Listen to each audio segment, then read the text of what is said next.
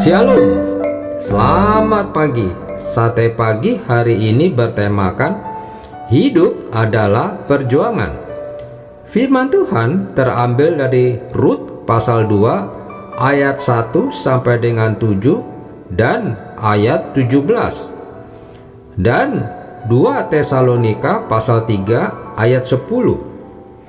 Sebab juga waktu kami berada di antara kamu, kami memberi peringatan ini kepada kamu. Jika seorang tidak mau bekerja, janganlah ia makan.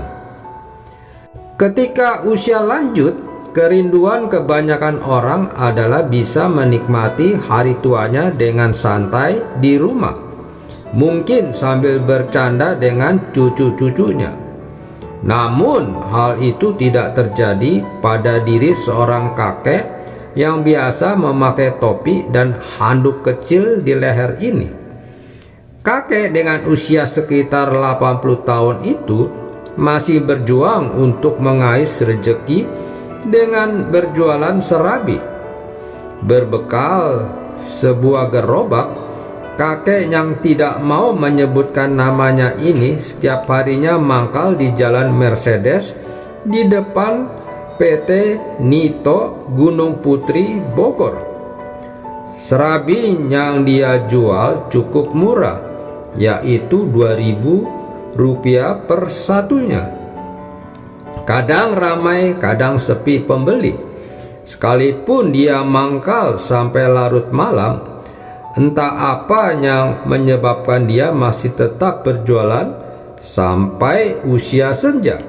Karena memang dia tidak menceritakannya, tetapi yang jelas bahwa hidup ini adalah sebuah perjuangan.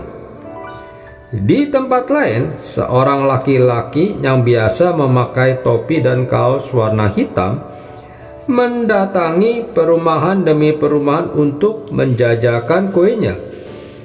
Biasanya dia ada di sekitar daerah Warakas, Tanjung Priok.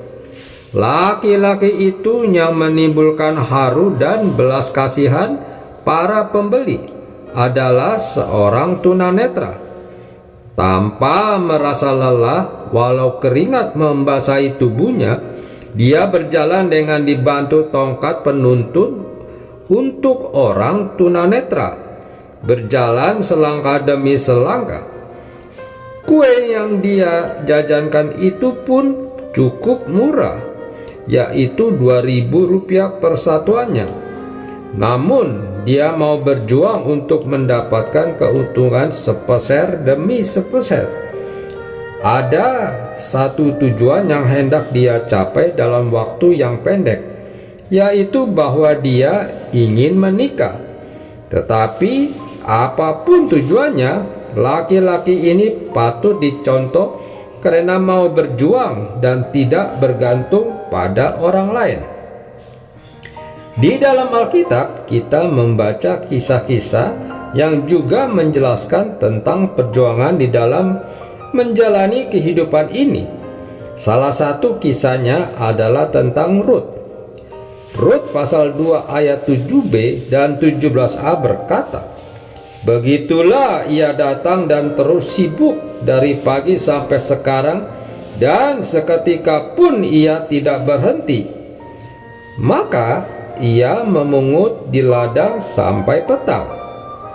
Rut mau melakukan hal itu tentu saja supaya dia dan Naomi bisa makan dan bertahan hidup, mengingat Naomi sudah tua dan mereka sudah jatuh miskin. Rut tidak malu. Mungkin karena perempuan-perempuan lain juga ada yang bekerja di ladang itu.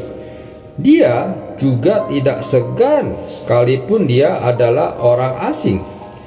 Yang penting baginya adalah berjuang untuk mendapatkan hasil semaksimal mungkin.